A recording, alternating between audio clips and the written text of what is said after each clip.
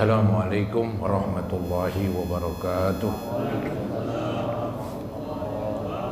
Alhamdulillah wassalatu wassalamu ala asyrafil khalqillah Sayyidina wa maulana Muhammad ibn Abdullah wa ala alihi wa ashabihi wa man tabi'ahu wa nasarahu wa wala wa la hawla wa la quwata illa billah, amma ba'd. Hadirin saudara-saudara jamaah pengajian Masjid Jami Al-Inayah yang saya muliakan, mudah-mudahan kita semua dimuliakan oleh Allah Subhanahu wa Ta'ala. Amin ya Rabbal Alamin. Yang terhormat pimpinan Masjid Al-Inayah Al-Mukarram Bapak Herman dan Ustadz Abdul Salam, serta para asatizah, para guru-guru, para tokoh masyarakat dan remaja sekalian, dengan mengucapkan syukur alhamdulillah, malam hari ini Allah masih memberikan kepada kita kesempatan, juga kesehatan dan kekuatan, sehingga bisa hadir berkumpul kembali untuk mengikuti pengajian. Mudah-mudahan pengajian yang sedang kita hadiri ini besar manfaatnya buat kita sekalian. Semoga Allah berkenan membukakan kepada kita pintu ilmu yang seluas-luasnya, dan semoga kehadiran ini mendapat balasan pahala yang sebesar-besarnya, dan semoga dengan kemurahan Allah diampuni dosa-dosa kita. Amin ya Rabbal Alamin. Malam hari ini kita mendapat pelajaran dari bahasan ayat-ayat Al-Quranil Karim, yaitu Suratul Baqarah ayat 268. Suratul Baqarah ayat 268. Bismillahirrahmanirrahim. Asyaitanu ya'idukumul faqra wa ya'murukum bil fahsya wallahu ya'idukum maghfiratan minhu wa fadla wallahu wasi'un alim. Setan menjanjikan menakut-nakuti kamu dengan kemiskinan dan menyuruh kamu berbuat kejahatan, yaitu kikir. Hadirin, di dalam Suratul Baqarah ini ayat 268, sebelumnya kan ayat 267. Itu 267 Allah memerintahkan kepada orang-orang yang beriman untuk bersedekah atau berinfak. Baik itu infak wajib seperti zakat, seperti nafkah. Itu infak wajib, tuh nafkah. Kalau kita punya istri, kita tinggal, kita tidak beri nafkah kepada mereka, dosalah yang kita dapat, ya. Karena itu termasuk infak wajib, ya. Nah, infak yang sunat contohnya bersedekah, memberi hadiah, hibah dan sebagainya. Itu seperti ayat yang 267 yang dulu telah kita bahas, ya ayyuhalladzina amanu anfiqu min thayyibati ma kasabtum. Jadi ayat tersebut memerintahkan untuk kita berinfak. Nah, di ayat yang malam hari ini kita mulai bahasannya di 268, itu Allah menggambarkan bahwa setan selalu menakut-nakutin agar kita tidak berinfak, agar kita tidak bersedekah. Kalau kita bersedekah nanti jatuh melarat. Itu bisikan setan. Di samping memang seseorang itu punya sifat buruk, ya, enggak saya, enggak Anda. Itu sejak kecil itu ada sifat bawaan.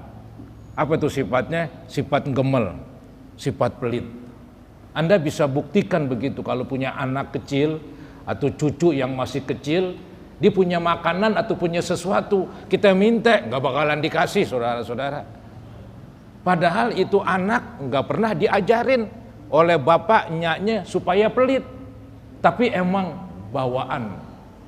Dari sejak lahir manusia itu gemel, manusia itu pelit terhadap harta, ya. Maka tuh sedekah itu di dalam hadis dikatakan as-shadaqatu burhan. Sedekah itu sebagai bukti imannya. Iman seseorang terbukti bagus bila mana mau bersedekah. Loh, kok bisa begitu? Emang gak cukup dengan sholat? Sholat itu kan gak pakai duit, gampangan. Iya, Anda cukup berwudu, sholat. Tapi kalau sedekah, ngeluarin duit. Jiwa kita pelit, apalagi lagi sehat. banyak maunya kita, banyak keinginan kita. Beli ini belum, beli itu belum, suruh ngeluarin duit, entar dulu. Itu saudara-saudara manusia itu. Tapi datang agama Islam menyuruh kita untuk menghilangkan sifat-sifat buruk. Di antaranya sifat pelit, disuruh buang, ya, diganti dengan sifat dermawan. Ya. Jangan dengerin bisikan setan. Emang nih jadi makin banyak ya sifat buruknya. Emang dari bawaan udah sifat pelit, ditambah bisikan setan supaya manusia itu jangan bersedekah. Itu setan nakut-nakutin. Kalau bersedekah nanti jatuh miskin.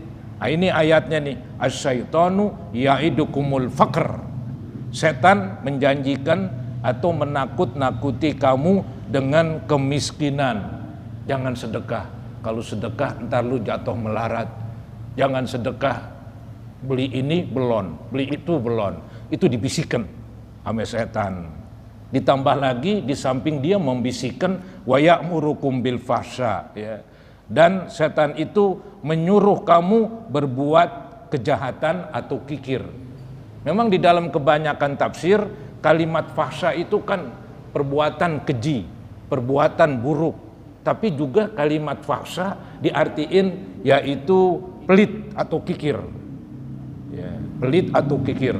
Dalam terjemah ini dua-duanya disebut. Dan setan itu menyuruh kamu berbuat kejahatan dalam kurung kikir. Al-fahsya keji. Tapi di antara kalimat fahsya artinya kikir. Jadi setan menyuruh supaya kita pelit terus begitu. Kalau kita ikutin bisikan setan, ya pelit menjadi-jadi. Maka dari itu bersedekah dipaksakan. Kalau ente nggak paksakan, ente nggak pernah mendidik diri sendiri. Akan pelit terus sampai tua. Begitu, dipaksakan, biarin mulai-mulai sedekah terpaksa, biarin nggak dapat pahala, biarin untuk mendidik. Ya, dimulai dengan sedikit-sedikit. Kalau perlu bersedekah sambil senyum. Supaya kita ini mendidik diri kita. Jangan kan istilahnya nih kalau sedekah orang bawaannya gerutu, bawaannya asem mukanya. Sekarang kita bersedekah sambil tertawa. Biar mendidik diri kita agar setan pun nggak berani lagi membisikkan. Ini saudara-saudara, Allah Subhanahu wa taala memberikan ilmu kepada kita. Ada yang namanya setan, tapi nggak kelihatan, tapi dia berbekas membisikkan pada diri kita supaya pelit terus. Asyaitanu ya'idukumul faqr, begitu.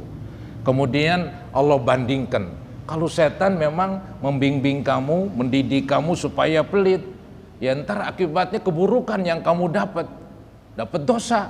Pelit nggak nguarin zakat, dosa. Iya. Pelit nggak mau nguarin nafkah kepada istri, dosa. Itu. Kalau Allah menyuruh bersedekah, menyuruh ngeluarin tuh zakat, ngeluarin tuh nafkah, ngeluarin tuh sedekah, berarti Allah menyiapkan ampunan. Nah ini ayat selanjutnya, wallahu ya'idukum maghfiratam minhu wa fadla. Ya, sedang Allah menjanjikan untukmu ampunan daripadanya dan karunia. Allah mengampuni orang-orang yang bersedekah. Ya, dengan sedekah ini dosa-dosa kita jadi Allah ampunin, begitu. Kan disuruh tuh wa'at bi'is sayyi'atal hasanata tamhuha. Nabi bersabda, ikutilah keburukan dengan kebaikan. Ada kebaikan yang dahsyat, saudara-saudara. Itulah bersedekah. Dia bukti keimanan seseorang. Ya. Dia tuh ibadah paling hebat kalau saya bilang. Ya. Maka kita jangan ketinggalan, jangan absen. Sehingga Nabi mengingatkan supaya ittaqun nar walau bisyikki tamrah. Ya, jauhilah siksa neraka dengan bersedekah, walaupun sedekahnya sebelah korma. Berapa sih sebelah korma? Gak ada harganya, saking murahnya. Tapi ini tujuannya untuk menekankan supaya semua umat Islam bersedekah, walaupun miskin. Jangan nunggu kaya untuk bersedekah, seadanya. Ya, ada 1.000, ada 2.000, ada 5.000, kita bersedekah. Kalau perlu setiap hari. Kalau perlu supaya dapat doa malaikat. Ya, itu diterangkan di dalam hadis itu. Ya, jadi setiap pagi ada malaikat turun. Yang satu mendoakan, yang satu nyumpahin. Yang didoakan ini yang bersedekah. Allahumma ati mumfiqan khalafa. Ya Allah, berikanlah orang yang mengeluarkan, berikan ganti. Kemudian yang pelit itu disumpahin sama malaikat. Allahumma ati mumsikan talafa. Ya Allah, berikanlah orang yang gemel, yang menahan kebinasaan. Ya. Jadi ini saudara-saudara, kita perlu bersedekah. Gitu.